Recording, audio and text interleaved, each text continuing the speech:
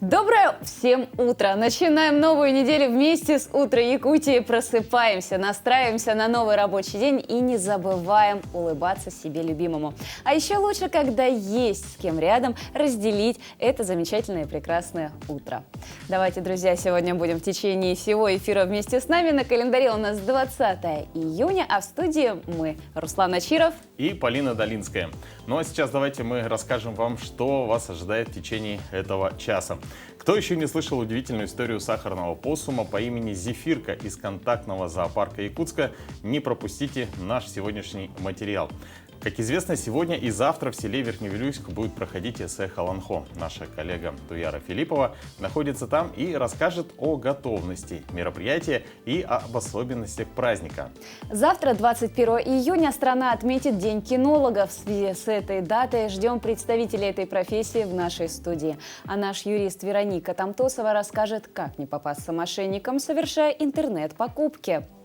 Ну а наша гостья из Москвы расскажет о сотрудничестве якутских школ в рамках программы «Школьный музей Победы». Ну и это, конечно, далеко не все. Сегодня вас ждут наши постоянные рубрики. Ну и, конечно, мы напоминаем, что вместе с нами вы можете делать этот прямой эфир. Отправляйте ваши поздравления своим близким на наш номер 8 914 273 44 88 и участвуйте вместе с нами. Ну что, давайте сейчас узнаем, какая погода за окном. По данным Якутского гидрометеоцентра, в 6 часов утра температура воздуха в центральных районах составила 13-19 градусов со знаком плюс. В Заречной группе 12-19. В южных в это утро в Нерюнгри плюс 13, плюс 17 в Алдане, а в Вилюйской группе от 12 до 16 градусов тепла. В Нижнеленских от 7 до 16 со знаком плюс, в западных 10-15 со знаком плюс.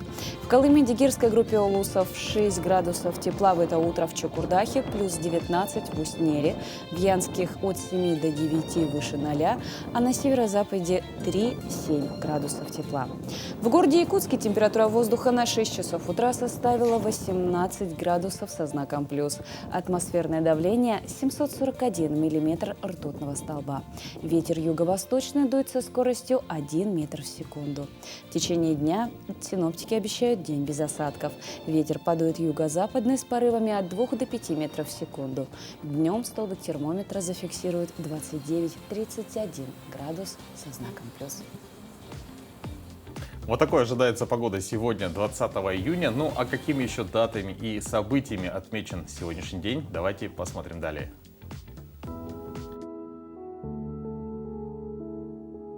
На календаре 20 июня.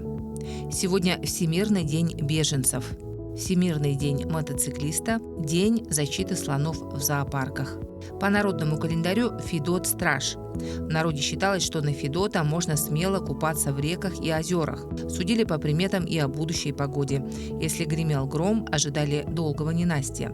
А если он к тому же переходил с места на место, это предвещало град и холод. Этот день в истории. В 1837 году на британский престол взошла королева Виктория. В 1881 году в этот день в Нижнем Новгороде проведена первая в России линия телефонной связи. В 1945 году, 20 июня, в Москву из Берлина доставлено Знамя Победы. В 1950 году в газете «Правда» вышла статья Иосифа Сталина «Марксизм и вопросы языкознания». А в 1974 году в этот день странами-членами Организации Африканского единства принято соглашение о предоставлении помощи африканским беженцам. В этот день родились Жак Оффенбах, немецко-французский композитор, мастер оперетты. Леон Бона, французский живописец, коллекционер. Вячеслав Котеночкин, советский мультипликатор, режиссер, художник. Роберт Рождественский, советский поэт, переводчик. Юрий Висбор, советский бард, киноактер, журналист, писатель и сценарист.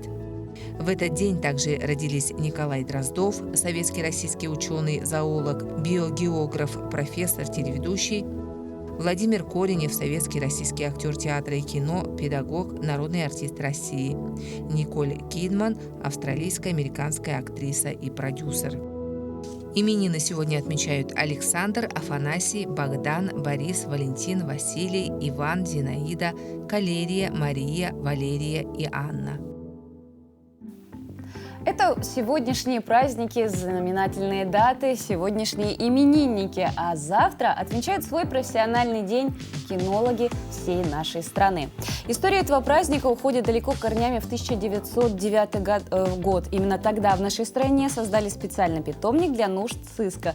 С тех пор собаки помогают правоохранительным органам России раскрывать преступления, находить взрывчатые вещества и пропавших людей. И сегодня наша гостья Надежда Андреева. Во-первых, мы ее поздравим с ее профессиональным праздником. А во-вторых, она представит нам вот эту вот гостью свою прекрасную, расскажет об особенностях своей работы. Доброе утро. Доброе утро. Спасибо большое. С праздником вас и вашу коллегу маленькую. Вот, насколько мы знаем, у нее еще нет имени. Да, это белая швейцарская овчарка. Порода собака как бы относится к семейным. Собака-компаньон. Для семьи, для детей. Такая вот очень умная порода. То есть ее можно обучить и по следу ходить, и взрывчатые вещества находить, все что угодно. Цирковые трюки. А вот расскажите про свою профессию. Это все-таки призвание или это работа для души? Ну, у меня как получилось, хобби переросло в профессию. Я вот с детства занимаюсь собаками. Папа мой, Острелин Дмитрий Дмитриевич, всегда приносил нам с рынка дворняжек, купит за рубль, принесет, и вот мы нянькались больше всего я. Поэтому я дрессировала этих дворняжек, они были очень умные, не хуже немецких овчарок. И потом в последующем вы решили развивать вот эти профессиональные Да, навыки у меня свои, еще да? и дядя Винокуров Станислав Васильевич тоже был известным кинологом. Сейчас как бы это, нет его. А можете вот поподробнее рассказать, какие ключевые задачи вот входят в ваш обычный рабочий день? Ключевые задачи, ко мне, я уже занимаюсь больше 30 лет собаками, поэтому город меня знает, и целый день на звонках. Где-то кого-то там полечить надо, вот. Где-то помочь как бы подрессировать собаку, да. Вот, целый день город звонит, то там собака сбежала, надо помочь, собака агрессивная, никто не может справиться, только вот психолог-кинолог меня вызывает. Так вы еще и психолог-кинолог. Но Психолог-кинолог. в первую очередь вы психолог для самого животного. Да, и дрессировщик еще. То есть вот я правильно понимаю, что убежала агрессивная собака, и с Да. вашей помощью можно ее... Вы ведете переговоры. Да, А да. как, допустим, может быть, есть какие-то советы, например, такой простой совет, если человек встретился с агрессивной собакой, что не нужно делать, а что нужно делать? Конечно, надо командовать собаке, потому что собаки понимают интонацию. Речь человеческую собаки не понимают, поэтому можно справиться с любой породой, опять же, посмотреть в глаза, вот, и понять, о чем эта собака думает. Как говорят, иногда смотришь собаке в глаза, думаешь человек. Иногда смотришь человеку в глаза, думаешь собака. Какие глубокие слова. Действительно, вот у вас такой щеночек маленький на руках. Вот как сейчас вы дрессируете ее для того, чтобы это действительно был пес, который в дальнейшем поможет и будет работать в органах? Мы отбираем, конечно, по характеру, смотрим, как вот щенок развивается, не боится ли шума этот щенок. И если, например, из 5-10 щенков, например, подозвать, и кто-то обрадуется и оближет руки, например, да, то этого щенка надо брать, а не того, который там где-то в стороне лает. Они думают, вот который лает, вот злой мы возьмем. Нет, этот щенок, наоборот, проблемный, с проблемным характером, трусливый, он не подходит. Вот. И обучаем мы, конечно, уже с 3 месяцев после прививок. Вот. Люди приходят разные ко мне. Некоторые говорят, мы хотим обучить собаку, чтобы она искала бивни мамонта. То есть, Это как?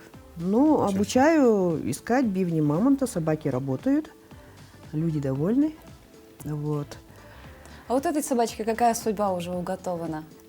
По Ну, ней уже как-то Какой проявляется профессионал, да, она, да, будет? потенциал вот ее внутренний. они очень легко обучаются. Вот эти собаки очень легко обучаемые. Вот. И поэтому она может быть универсальной, То есть она может и ходить и по следу, разыскной может быть наркоразыскной, может быть цирковой, а может просто домашней любимицей, но все равно школу она будет проходить. А как тщательно надо вот ее дрессировать? Это действительно должны быть какие-то изнуряющие тренировки или аттестации, может, потом в последующем они проходят? Они сдают экзамены через клуб собаководства, им выдают диплом о том, что они закончили учебу, вот, и сдали экзамены, медаль выдается им, потом в родословную записывается о том, что собака имеет такой-то диплом, такой-то степени. А где кинологов вообще, самих кинологов, как на профессию, обучают? Обучают в Российской кинологической федерации в городе в Москве, но практику проходит здесь, в Якутске. А вот подскажите, за вашу практику собаки, которых вы обучали, выпустили, ваши выпускники, сколько каких-то, может быть, преступлений было раскрыто? Ну, да, конечно, собаки, которые у меня обучались, восточноевропейская овчарка по кличке Хуга, владелец Егор Егорыч. Он гулял со своей собакой и, значит, узнал о том, что было ограбление. И пустил свою собаку, просто гуляющую на улице. И собака привела к дому, и нашли этих грабителей. По следу. По горячим следам, По следу, да. получается. Ну и мои же собаки служебные, я вот по контракту служила, тоже по следу находили бандитов. Ну, я думаю, что, пользуясь случаем, вы можете поздравить своих коллег с наступающим праздником. И подопечных, которые, наверное, тоже смотрят наш эфир. Поздравляю всех кинологов. С Днем кинолога 21 июня будет. Вот, желаю терпения, удачи. Как говорят, за мир, за дружбу, за кинологическую службу. Мы с удовольствием присоединяемся к поздравлениям, поздравляем вас. Спасибо. Также вот эту вот маленькую девочку, которая такая пока что еще маленькая, но наверняка у нее будет светлое будущее, Да. очень большое, Конечно, интересное. будет, скажи, да, И будет. сейчас мы она еще- в процессе получения имени, да? То есть на букву «Р». Да, на букву «Р» надо назвать помет, поэтому... Кстати, друзья, вы можете поучаствовать в этом, да, по номеру нашего телеграм-канала. Вы можете навести как раз-таки на QR-код и предложить свое имя для вот этой прекрасной щеночки на букву «Р». Это обязательное Ждем, скажи, условие. ждем. Ну а сейчас мы передаем слово нашим коллегам с новостной службы.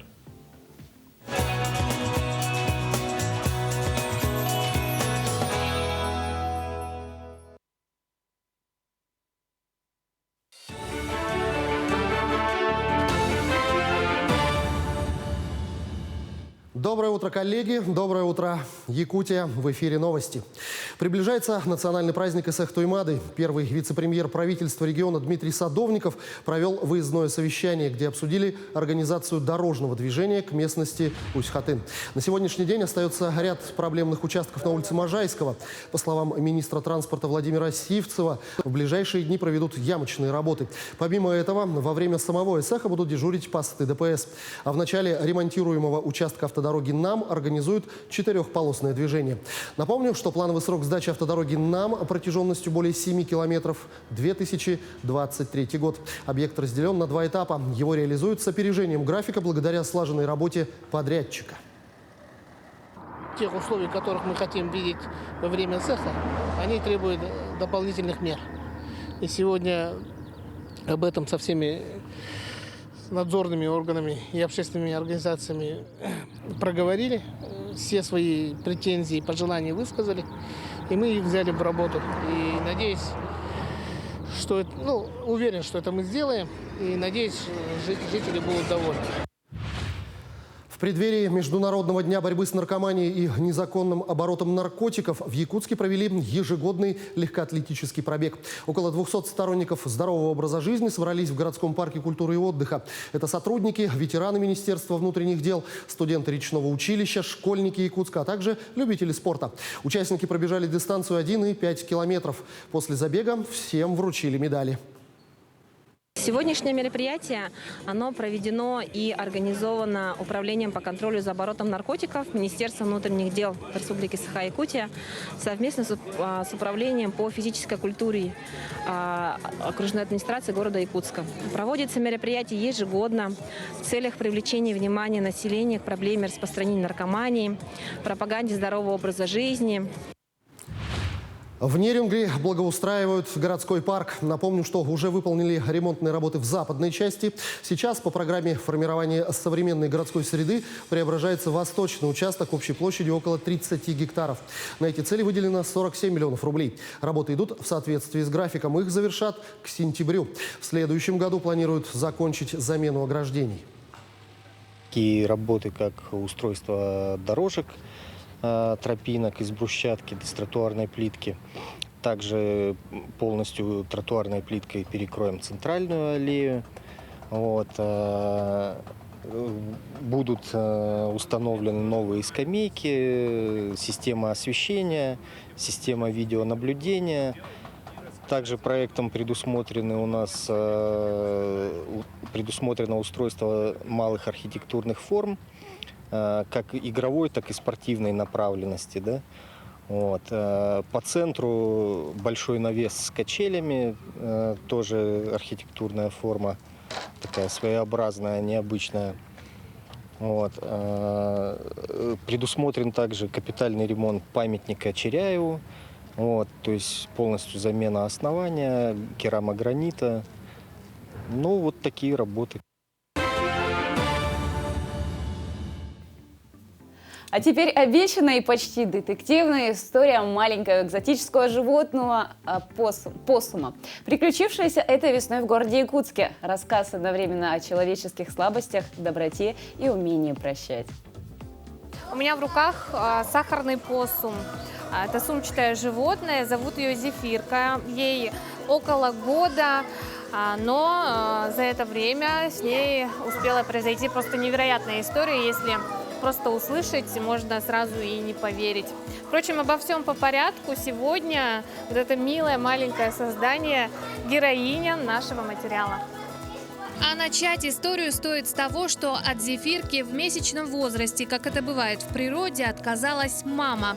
В естественной среде малышка попросту погибла бы. Но этой белке-летяге, рожденной в стенах зоопарка, судьба уготовила удивительное путешествие. В один день, когда мы убирали вольеры, мы видим, что просто маленький ребенок находится снаружи. Обычно, если они до 4 месяцев, они обязаны сидеть в сумке. Мы несколько раз честно пытались подкладывать ее, то есть засовывать к ним в домик, когда они спали, просто оставлять рядом, но ее всегда выбрасывали в дальний угол. Каждые 2-3 часа сотрудникам контактного зоопарка приходилось вскармливать малышку.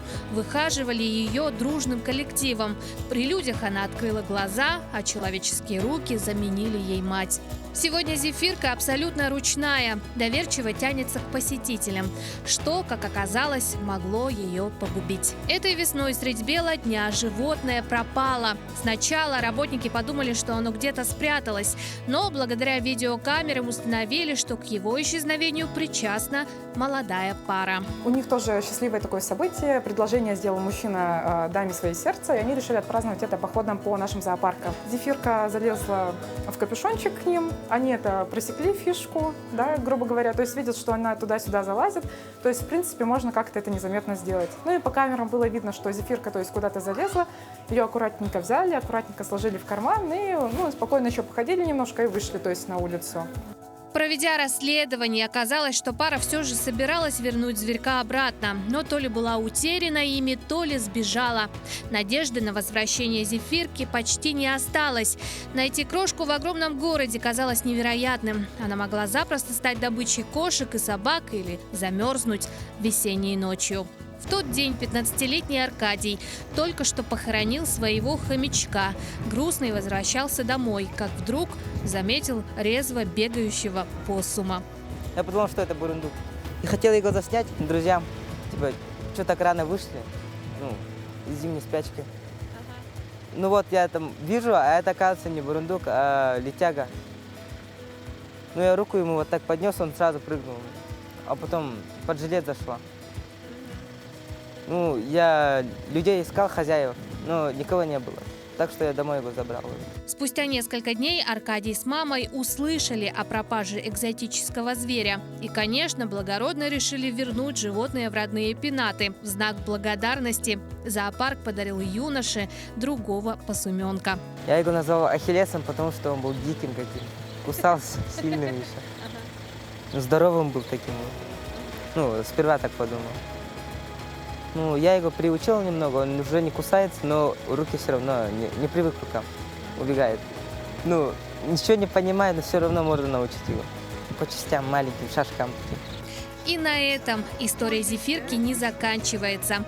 Буквально на днях она стала мамой. Как и положено, выхаживает посуменков в сумке. А к любителю сахарных посумов зоопарк сегодня претензий не имеет. Человек раскаялся в своем поступке и честно хотел вернуть животное. Обе стороны вышли на перемирие. Ведь каждый может совершить ошибку. Пусть эта история будет со счастливым концом. Катерина Винокурова, Джулус Иннокентьев, Якутск. Действительно, такая добрая история, хотя, казалось бы, трагический конец мог ожидать и вообще и сам контактный зоопарк, который лишился такого питомца, и самого посуменка. Ну, хорошо, что все хорошо. Да, действительно. Ну и вот очень интересно, что такая связь, что вот мальчик, который нашел его, да, то есть у него на самом деле было горе. А тут одна он обрел... потеря принесла ему Да. такую вот находку. И, может быть, все было не случайно. Да, почему бы нет?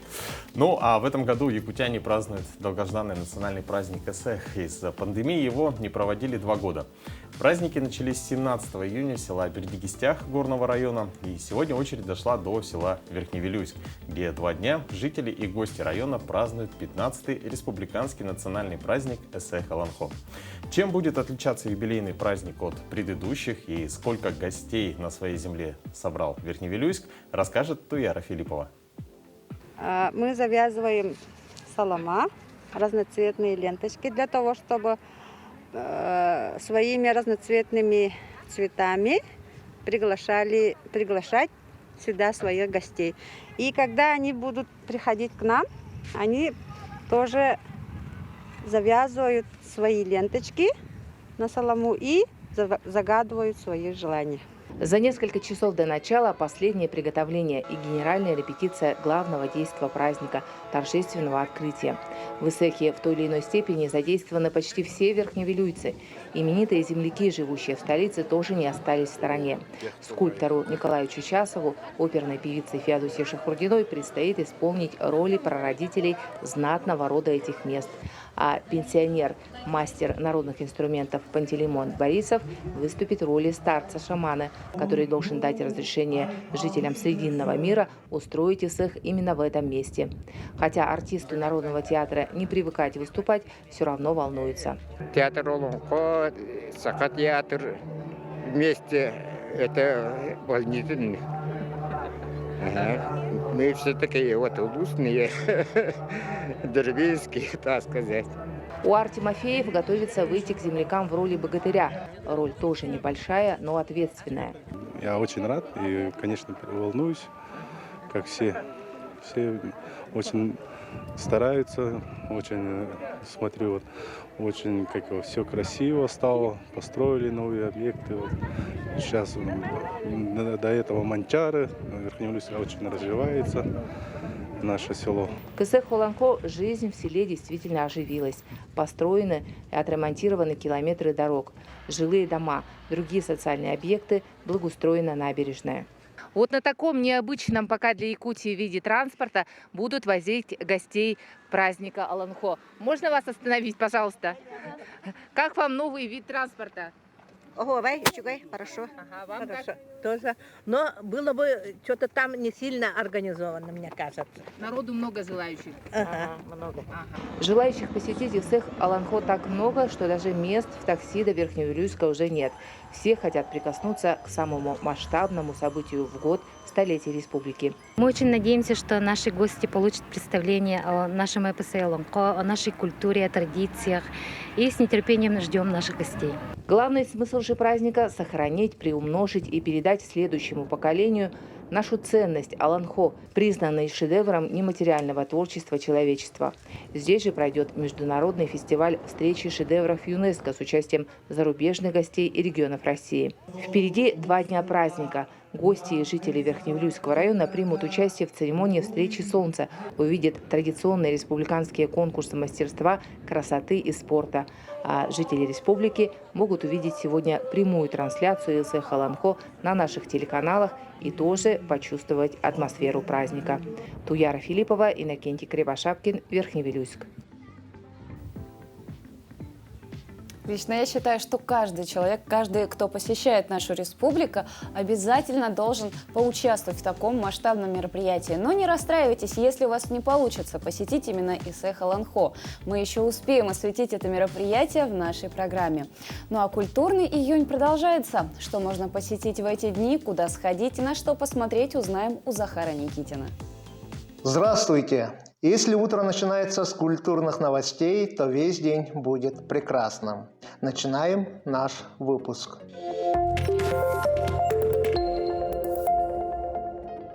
С 23 по 26 июня в Якутске начнется первый конгресс национальных театров России. Участие подтвердили более 30 региональных театров. В Ассоциацию национальных театров России вошли 5 театров из Якутии: Саха-театр, Театр юного зрителя, Театр коренных малочисленных народов Севера, Театр Аланхо и Нерубинский драм-театр. Во время конгресса на площадке Саха-театра пройдут дни Санкт-Петербургского Александринского театра. 24 и 25 июня на сцене Саха-театра состоится показ спектакля «Женитьба» в постановке народного артиста России, лауреата государственных премий России Валерия Фокина. Спектакль является лауреатом Российской национальной театральной премии «Золотая маска». В Якутске спектакль «Женитьба» будет показан впервые. У жителей Якутии появится уникальная возможность посмотреть современное татарское кино. В рамках Дней Татарстана в Республике Саха кинодеятели из Татарстана отправятся в Якутск в составе большой делегации. Откроет показы 22 июня в кинотеатре «Лена» музыкальная комедия «Апипа». Затем якутские зрители увидят драматический фильм Ильдара Ягафарова «Привет», который завоевал приз зрительских симпатий на 17-м Казанском международном фестивале мусульманского кино. 23 июня на экране кинотеатра художественно-документальный фильм «Осанна» режиссера Александра Барыкина и полнометражный художественный фильм «Мы дети» 1941 года Амира Галиаскарова. Благодаря национальному проекту «Культура» в селе Саскалаха-Набарского улуса появился необычный сотрудник, библиотекарь-робот российской компании. В функции робота входит консультация посетителей, выдача справки или поиск новой литературы. Робот может выступать на мероприятиях как ведущий или просто общаться с живым человеком на самые разнообразные темы. Управление роботом происходит с помощью ноутбука через чат-окно. Если напечатать фразу, он ее произнесет. Если забить готовые шаблоны, он будет самостоятельно произносить их в произвольном порядке. На этом наш выпуск завершается. До новых встреч!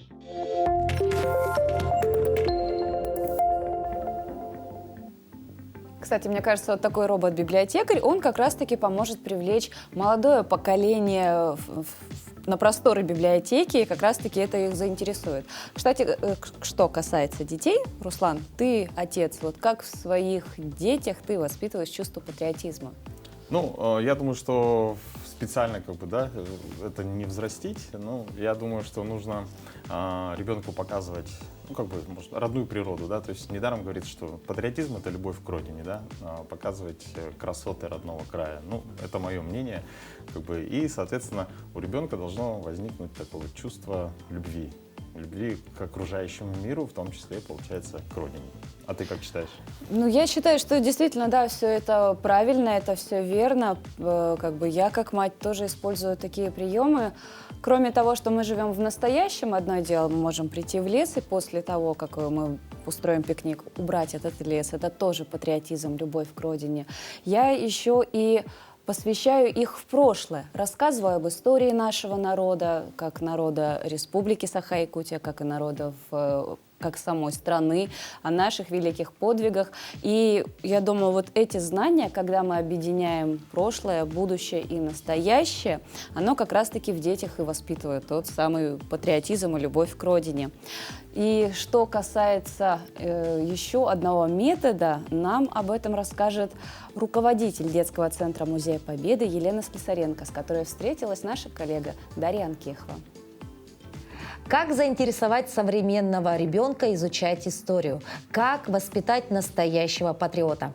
Об этом и не только мы сегодня будем говорить с нашим утренним гостем. Это Елена Слесаренко. Она является организатором масштабного проекта в сфере гражданско-патриотического воспитания детей и молодежи, а также она является руководителем детского центра Музея Победа. Доброе утро! Доброе утро. Сегодня тема патриотизма актуальна как никогда. И вот как же все-таки родителям сегодня объяснить своим детям, что же происходит в мире? Вы знаете, сегодня, конечно же, когда наши ребята сталкиваются с огромным количеством разной информации, наша с вами задача, взрослых, педагогов, представителей культуры, образования, сделать так, чтобы история страны стала для них как можно ближе, чтобы они понимали, в какой стране они живут, с ее традициями, культурой. И наша задача, как Музея Победы сегодня, мы сегодня являемся самым главным, скажем так, музеем, посвященным победе в Великой Отечественной войне, сделать так, чтобы как можно больше ребят и родителей приходили к нам в музей. Но мы понимаем, что не все школьники и все желающие могут доехать к нам. И именно поэтому в 2019 году, накануне Года памяти и славы, мы создали проект, который называется «Школьный музей Победы», где предложили всем желающим школьным музеям, которые есть практически в каждой школе нашей страны, мы это называем особой ценностью нашего российского образования, и Музей Победы предложил поддержку и развитие наиболее активным коллегам нашей страны. Так как мы обладаем достаточным материалом, контентом актуальным, который мы в том числе накопили во время пандемии, когда мы все с вами переходили на онлайн, мы делимся очень активно наработками в сфере как раз-таки патриотического воспитания, отвечаем на вопросы, как сделать сегодня историю России ближе и таким образом, да, доступнее.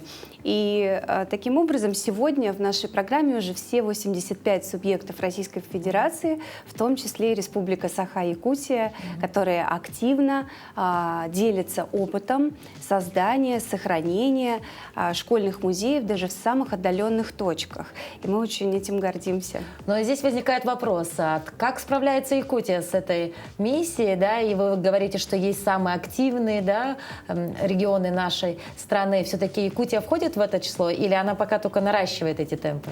Вы знаете, недавно мы подводили рейтинг лучших школьных музеев по нашей версии, скажем так, по версии программы «Школьный музей Победы». Сегодня у нас участниками являются уже 1238 школ по всей стране. Это такие, знаете, яркие, активные звездочки на карте нашей Родины.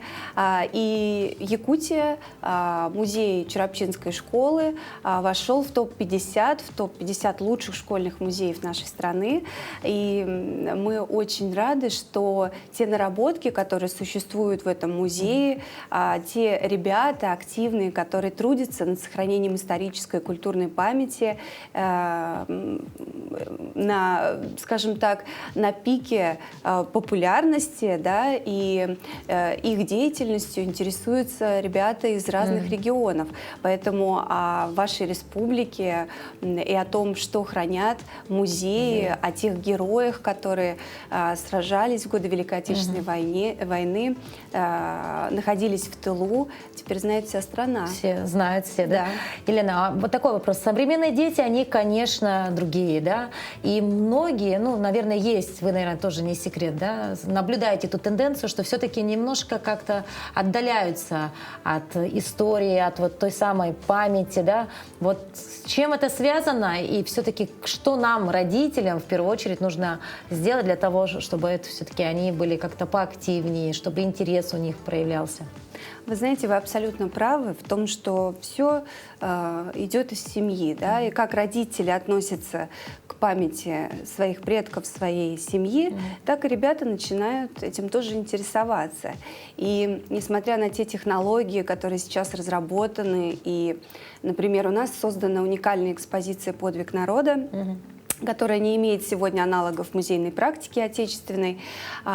Тем не менее, именно контакт с конкретным артефактом, с конкретной историей героя, историей, которая связана с конкретной школой, да, с конкретным местом, только это может повлиять эмоционально на ребенка, а технологии — это всего лишь сегодня все равно средства. Конечно. А как вы относитесь к инициативе в школах вести уроки патриотизма, ну или хотя бы начать вот с такой традиции, да, включать по утрам гимн страны? Ну, мы все уже знаем о том, что с 1 сентября у нас во всех школах нашей страны по понедельникам будут проходить такие уроки о важном, будет подниматься флаг, будет звучать гимн в классах. И, на мой взгляд, это, безусловно, очень хорошо, потому что, опять же, ребята должны знакомиться и знать гимн своей страны. И те уроки о важном, которые сейчас разрабатываются Министерством просвещения Российской Федерации, они, конечно же, посвящены именно истории становления нашего государства.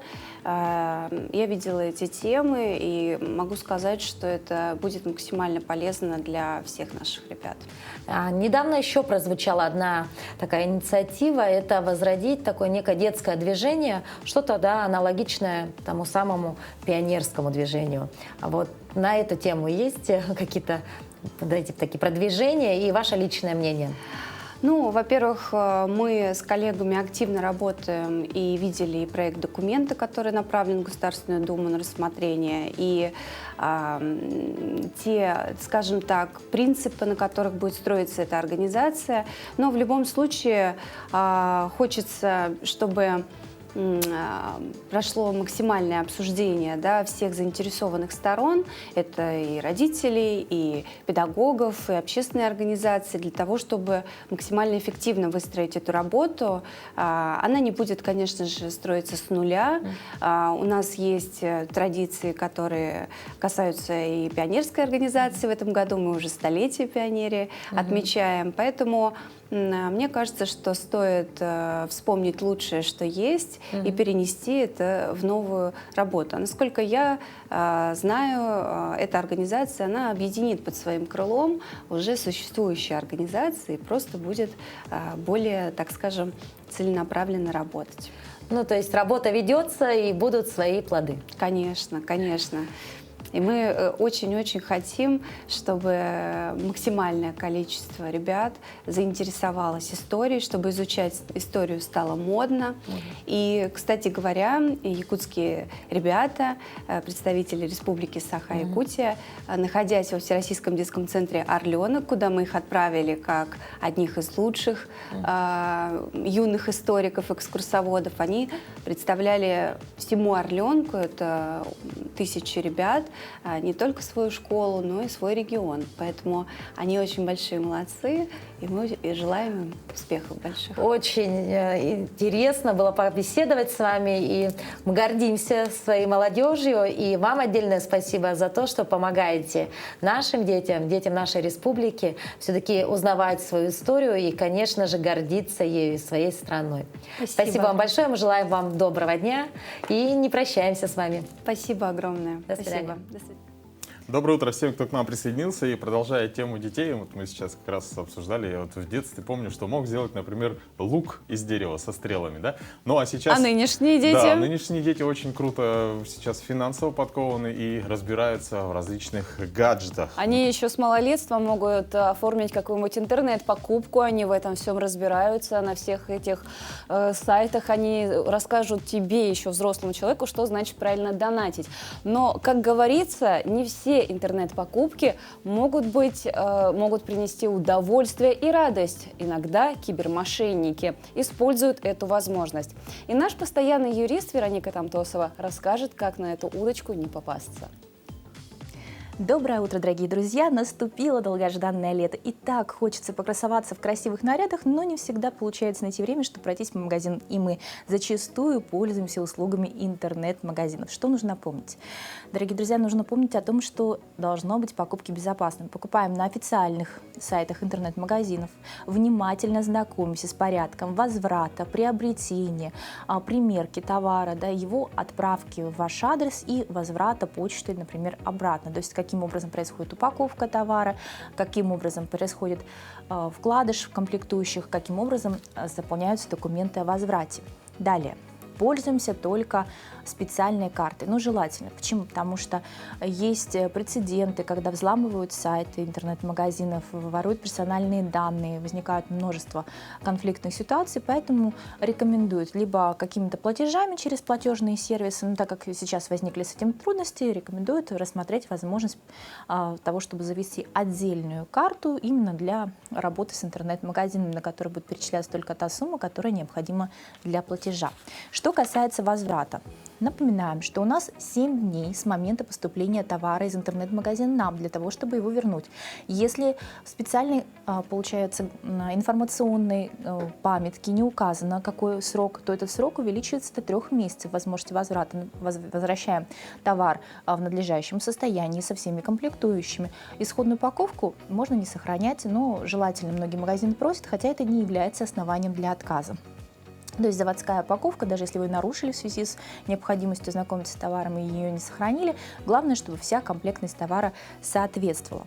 Если ваша покупка больше 5 килограмм, то если вам пришел товар ненадлежащего качества, именно интернет-магазин должен обеспечить вам доставку данного приобретенного товара в сервисный центр для того, чтобы составить акт. Акт о недостатках, что эти недостатки не возникли именно по вашей вине, что эти недостатки возникли именно в связи с ненадлежащим качеством товара. После этого в течение, получается, 10 дней продавец должен будет вернуть вам денежные средства, после того, как актом будет установлено, что товар ненадлежащего качества. Проверка товара на его надлежащее качество в сервисном центре не может превышать 45 дней. В общем, если посмотреть так, если речь идет о достаточно дорогом приобретении через интернет-магазин, то на его возврат может уйти около месяца, если будет установлено, что надлежащее качество. Пока смотрят в сервисном центре, пока выдадут акт и в последующем вернут денежные средства. Поэтому еще напоминаем, что все платежи, которые вы совершаете в пользу, получается, интернет-магазина, нужно квитанции на всякий случай сохранять, чтобы в последующем можно было мотивированно предъявить претензии. Ну, а если вы осуществляете возврат не через почту, не через какой-то иной сервис, да, доставки товара, осуществляете на месте выдачи, представительства, да, то если возник вопрос о том, что не зафиксировали возврат в вашем личном кабинете, то подстраховаться можно актом приема передачи, то есть где расписывается представитель интернет-магазина о том, что правда такого-то числа такой-то товар был возвращен. Будьте внимательны с интернет-сервисами, пользуйтесь официальными аккаунтами, и все будет хорошо. Приятных вам покупок! Но вообще через интернет-магазины сегодня можно купить все, что нашей душе угодно. Ну, даже цветы. Но делать этого мы вам не советуем. Зачем? Если их приобрести можно у каждого второго дачника и садовода.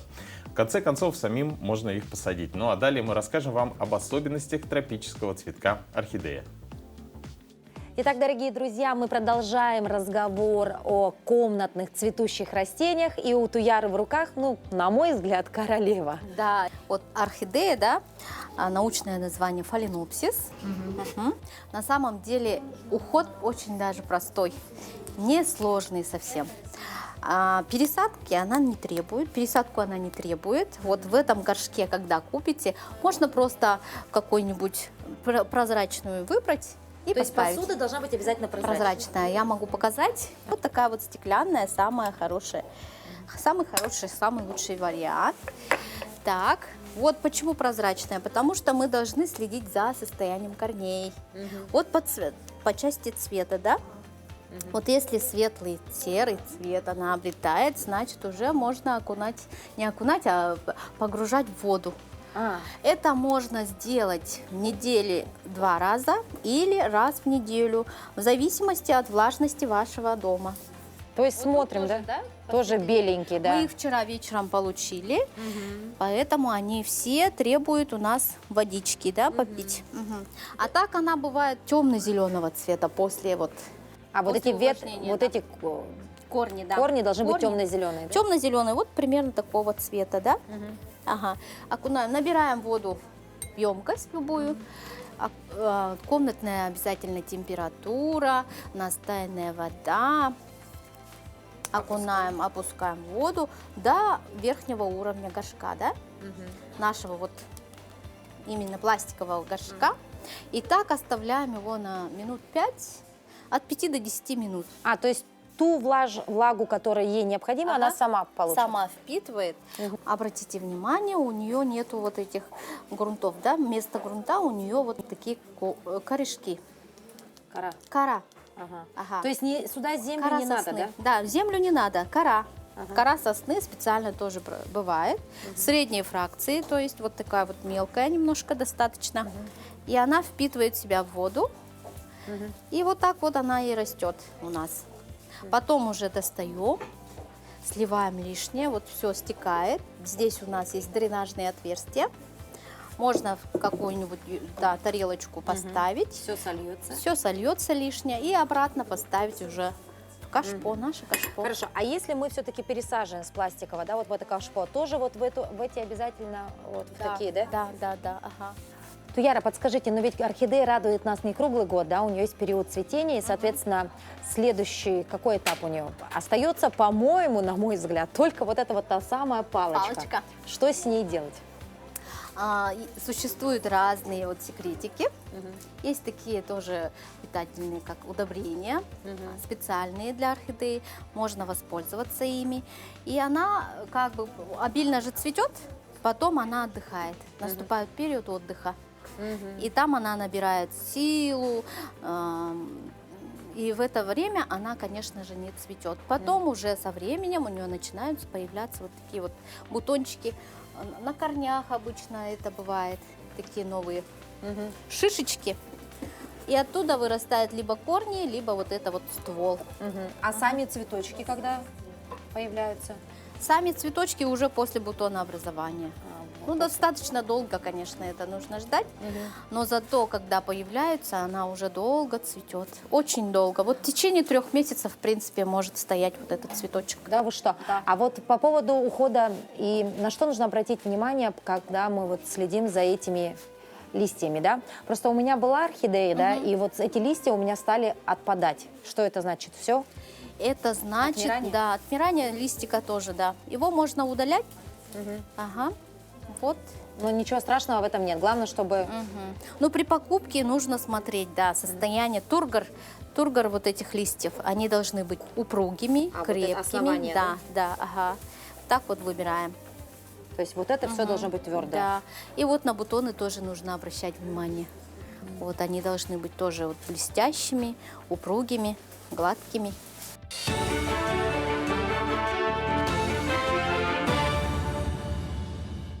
Доброе утро, коллеги. Доброе утро, Якутия. В эфире выпуск новостей.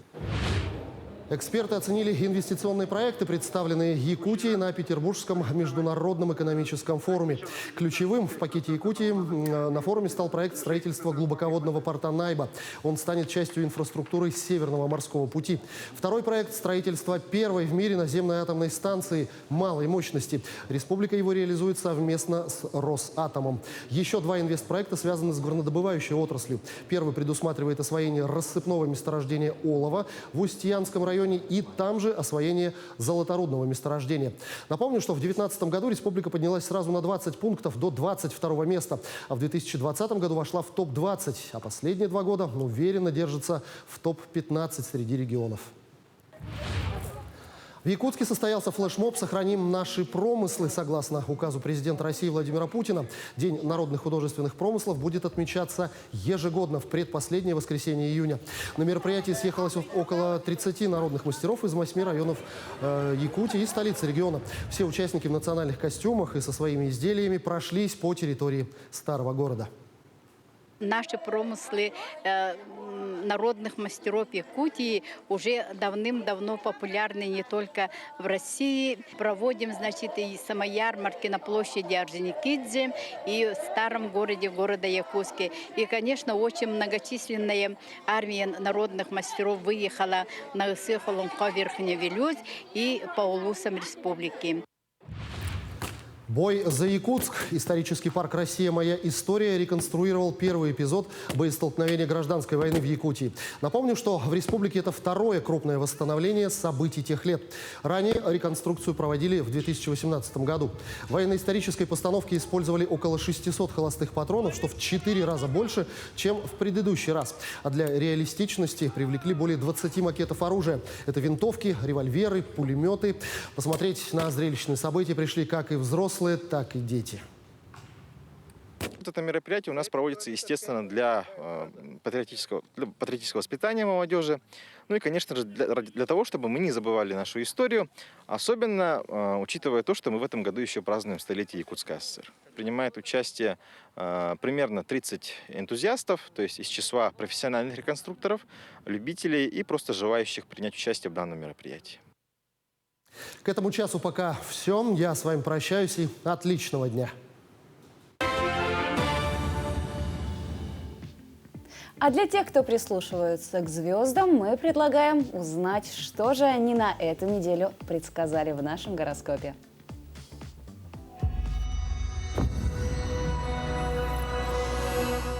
Овен. На этой неделе для вас будут преобладать позитивные тенденции. Вы будете полны энергии и жизненных сил. Решение даже самых сложных задач будет занимать меньше времени. Ваша мотивация и уверенность в себе возрастают и помогают добиваться высоких результатов. Телец. На этой неделе как никогда вы уверены в своих силах и возможностях. Благоприятный период для установления деловых связей. Ваши идеи вызывают интерес и поддержку окружающих. Вам легко удается привлечь союзников на свою сторону. Близнецы. Уровень эффективности и внимательности, который вы проявляете, укрепляет ваше положение на рабочем месте и позволяет удовлетворительно, дипломатически разрешать любые текущие споры. Рак. На этой неделе вам не помешает поучиться сдержанности. Вам может казаться, что окружающие делают все, чтобы спровоцировать вас на реакцию. Однако стоит сохранять спокойствие и не поддаваться эмоциям. Самодисциплина и компромисс необходимы. Лев. Впечатляя других своим уровнем компетентности, вы можете продемонстрировать, что выполнение новых и сложных задач – это хорошая проверка ваших способностей. Вы расслаблены и спокойны, способны успешно справиться даже с самыми сложными задачами. Дева. Вы способны быть чрезвычайно продуктивным и добиваться успеха во всем, что делаете. Однако будьте осторожны и не реагируйте чрезмерно, если чувствуете угрозу. Вы склонны реагировать вспыльчиво или даже бесчувственно. Сдерживайте себя, если вам противостоят, и воздерживайтесь от создания врагов или от искушения намеренно провоцировать других. Весы. Вы предъявляете окружающим завышенные требования и пытаетесь навязать им свою точку зрения довольно агрессивными методами. Вместо этого постарайтесь сохранить и показать лучшие стороны вашей личности. Поощряйте других и наделяйте их оптимистичной поддержкой. Они действительно ценят внимание и понимание, которое вы можете им дать. Скорпион. Хотя вы чувствуете себя уверенно и готовы совершенствоваться как на работе, так и в личных отношениях, вам легко потерять контроль и ввязаться в споры, которые могут вызвать проблемы. На этой неделе стоит обдумывать каждое свое действие и последствия своих поступков. В профессиональной деятельности вы легко добиваетесь успехов. Не исключено, что у вас получится найти дополнительный источник дохода, который укрепит финансовое положение. Стрелец.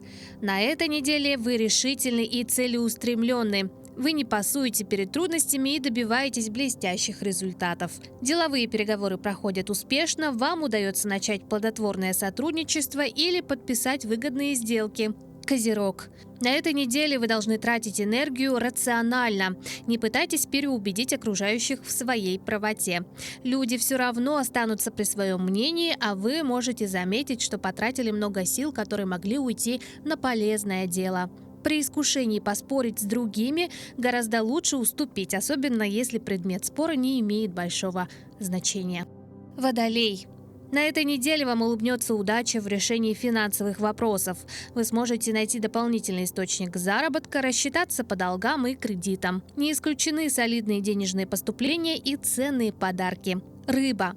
На этой неделе ваша жизненная энергия на максимуме, и это позволит сделать много полезного не только для себя, но и для окружающих. Люди чаще обращаются к вам за советом, и вы стремитесь помочь многим, не жертвуя собственными интересами. Пока вы расставляете приоритеты в том, что важно, вы, скорее всего, добьетесь успеха.